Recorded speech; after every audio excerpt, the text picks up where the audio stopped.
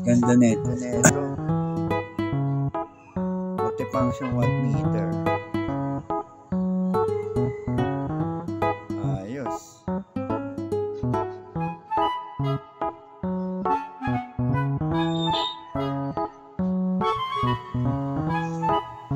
Testingin natin sa electric pan kung ilang watts tong mini pan.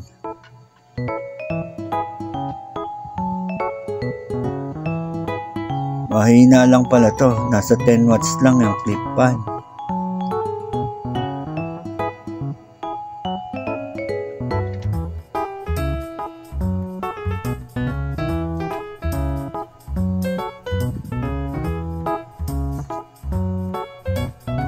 Watts lang talaga ang clip pan.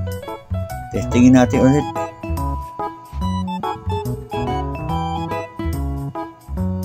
Ayun, 10 watts lang or 10.5 watts.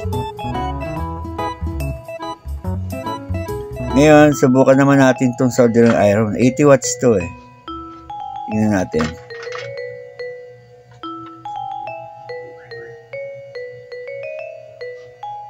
O 80.9 watts.